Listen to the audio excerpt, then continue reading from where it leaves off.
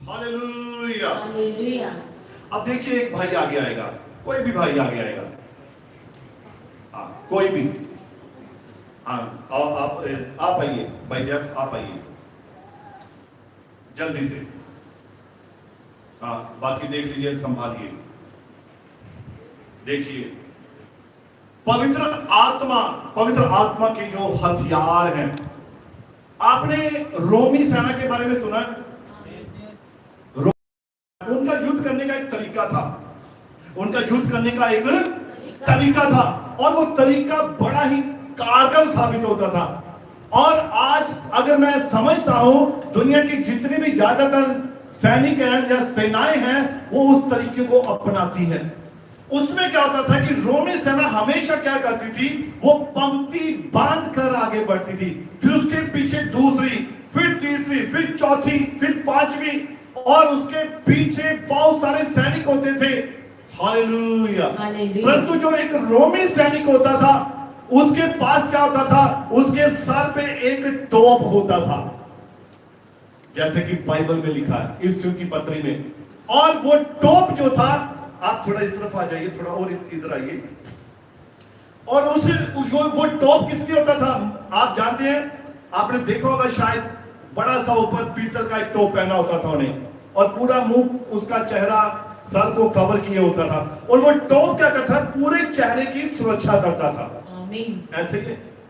अब देखिए जो झीलम होती थी, वो उसको आगे से पूरा कवर करती थी, और पांव में जूतियां थी, और वो जूतियां पांवों की सुरक्षा करती थी, और उसके पास एक ढाल होती थी, और वो ढाल क्या करती थी, वो जो दुश्मन के वार होते थे उन्हें रोकती थी, और उसके हाथ में एक तलवार होती थी, और वो तलवार क्या क्या होती थी, उसको जो वार करता है उसे रोकने के लिए, उसे वापस से मारने के लिए।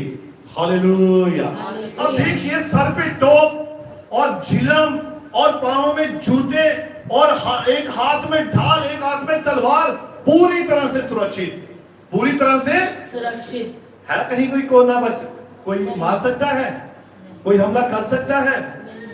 बचाव ही बचाव है। लेकिन एक जगह है जहां हमला होता है, एक जगह है जहां पर हमला हो जाएगा, और ये रोमी सैनिकों की खासियत थी।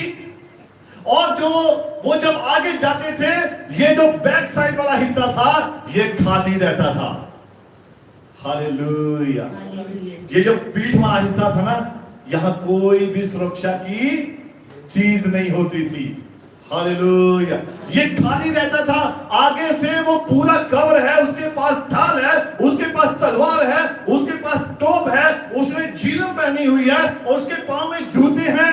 परंतु ये वाला हिस्सा वो खाली है, और वो हिस्से में क्या होता था, ये आगे वाला हिस्सा, तो वो सैनिक क्या करते थे, वो तो अपने आप को हमला करने वाले को रोक सकते थे, मार सकते थे, वो सर पे वार करते थे तो बचा सकता था। परंतु पीछे वाले हिस्से को किसने बचाना था?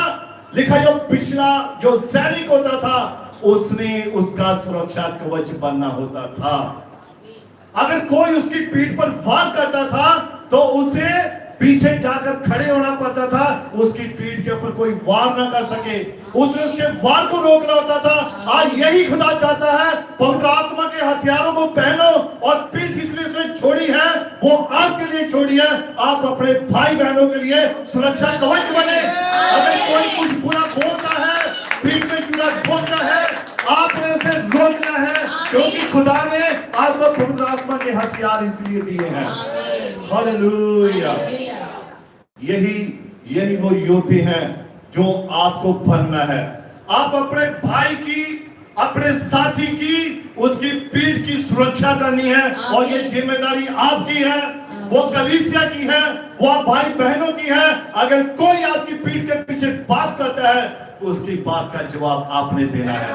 कोई आपके ऊपर पीठ पर हमला करता है, उस हमले को आपने रोकना है। अगर कोई कुछ बोलता है, उसका जवाब आपने देना है। इसलिए खुदा ने ये पवित्र आत्मा के हथियार दिए हैं। और ये हथियार एक धार्मिक व्यक्ति के पास होते हैं, आमीन। एक सच्चे व्यक्ति के पास होते हैं, और वही इन बातों को रोक नहीं पाता है। हालेलुया। वो अपनी भी सुरक्षा करता है और अपने भाई की भी सुरक्षा करता है। आमीन। Hallelujah. Hallelujah. God bless you. प्रभु बड़ी बरकत दे, बड़ी आशीष दे।